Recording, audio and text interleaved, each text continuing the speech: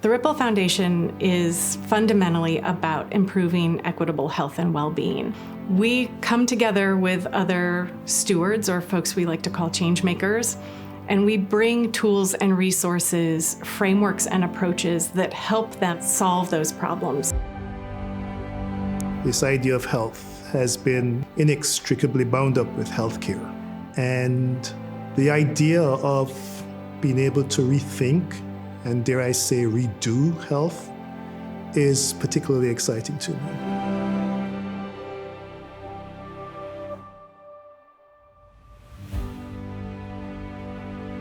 We know going back to 1850, we've been talking about the same issues over and over and over again. And the question becomes, if we know what needs to be done, why aren't we doing it? That's the core question. That's the driving question for Rethink Health. It's like, okay, this is a really big question. What are we going to do about it? Like, what could we possibly do that's going to make a difference? I was sitting at my desk at Dartmouth, and I get a phone call from this woman who says her name's Laura Landy, and she says, "Can we have dinner together sometime?" I learned from her that, they had come to a point where the traditional things they were focusing on giving money to were being questioned. What happened over the next period of probably months was this recognition that maybe we ought to put together a group of people who together could start to think about what's required to make healthcare better in the United States. And the fundamental idea was to reach out to people outside healthcare for insights about healthcare. He says what you need to do is to get Don Berwick involved. His organization was known for supporting what they call the triple aim. They were focused on how did we cut per capita costs, produce better individual health care, and better what they call population health, or health care for the whole community rather than just individual treatment. And what emerged out of that was the sense that this was a complex issue that really needed a transformational framework. One of those discussions led to the notion of let's invite some additional people together. People like John Sturman, who heads the System Dynamics Group at MIT. It was Peter Senge, who's the father of the Learning Organization. It was Jay Ogilvy, who invented scenario planning. They were coming to this as experienced change makers, people who had changed organizations, changed thinking, changed activities, later joined by Marshall Gans, who was a community organizer who literally organized the grape strike and choreographed Obama's grassroots campaign.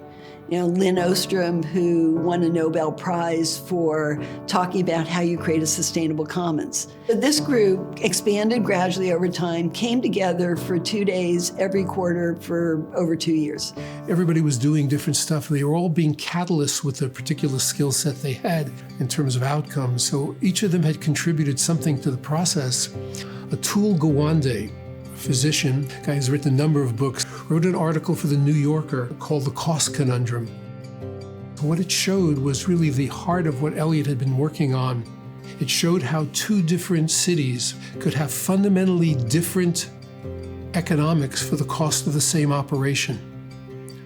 And what it revealed was that how much money was driving the system, not the actual service. He was really saying this was a problem with kind of greed and economic opportunity for people, and it wasn't really the medical service itself, and therefore there was all this way in which it was being done differently. Those early pioneers of Rethink Health were not just prominent figures in their own areas, they were veteran change makers who had figured out ways of achieving large-scale system change. The question was how to go from the insights of these veteran change makers into routine practice in the wider world, and that became the mandate of Rethink Health. We had this idea of, can you build an interactive model of a community that would actually allow people to experience what happens if you address some of the issues? The simulation model that was developed by Rethink Health is an interface where you can enter up to 20 different policies and adjust them, slide up the dial, down or up on, do you want to enable healthy behaviors? Do you want to move to new payment models? Do you want to invest in improving childhood education for disadvantaged kids? Or do you want to prioritize environmental intervention? So the model is really pretty powerful. It predicted 20 years forward and lets you figure out, how much can I reduce healthcare costs? What will happen to population health? And as you do those things together, you can then achieve potential outcomes, which are, 15 or 20% reduction in healthcare costs, marked reductions in disadvantage. Building this system dynamics model was a huge, huge effort. You can bring a group of 50, 100 people together and have them fix their healthcare system using a computer model. Understanding, I've got to move 5 levers simultaneously. I can now come up with a strategy to move 3 or 5 levers, and I can get people behind that because I've got data to do that. So that was really, really pivotal. They were trying to think ahead about where are we headed in different scenarios, and to be able to say, what are the things we can do very close to home in our own lives, in our families, in our schools, in our neighborhoods. They also talked about a commitment to connecting across boundaries. And so Rethink Health was born out of the wisdom that said, if we can concentrate on that moment of rethinking and make that our routine focus, then there's really no limit to what could happen.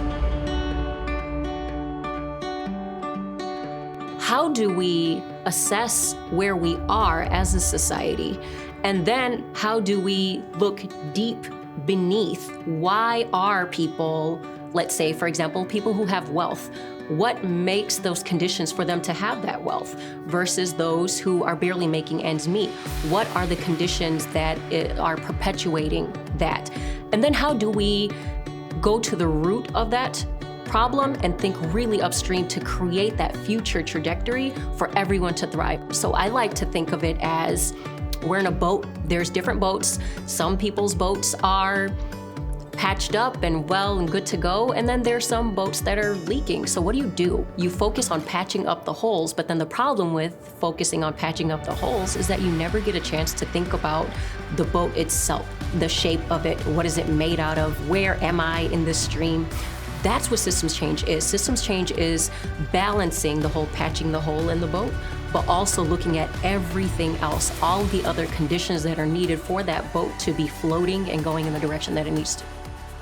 One of the things that Rethink Health did through its field work with colleagues is to roll up our sleeves and articulate what we think are the vital conditions for health and well-being.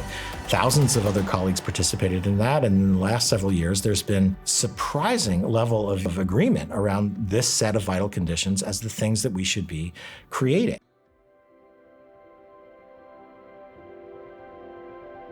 For the vast majority of people in this country, you still can gain access to health. You can still live a fairly healthy life. But there's a large minority within the country that there are certain conditions that they face that impacts their ability to live a healthy life.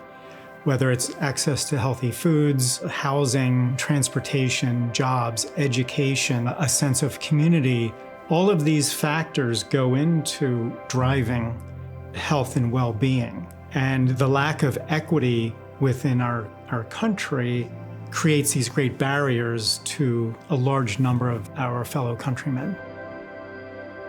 For everyone everywhere to thrive, there has to be some attention paid to this concept of stewardship, this concept of being responsible together for a common resource to the extent that all of us would benefit. Our responsibility is to take the long view, to recognize that the challenges that we're facing today may take a generation to address. We didn't get here overnight, and so having the discipline to think about who needs to be at the table. Do we have an understanding of the problem that we're trying to solve? And how are we going to work together to achieve that long-term social change that we desire? A lot of the conversations and the focus is reaching out into the communities and finding partners that we can collaborate with and helping create stewards within the community. We at Ripple are not going to start building housing or putting up supermarkets, but we can partner with those individuals in the community in their areas of expertise and their sphere of influence to help drive this idea of improving the conditions where the people live, which will then lead to better healthcare outcomes. we're at a place where people are discouraged. They're feeling left behind. And what can each of us do to help solve the problem? And then what can we do together to try to figure out how can we all be stewards of our children's future?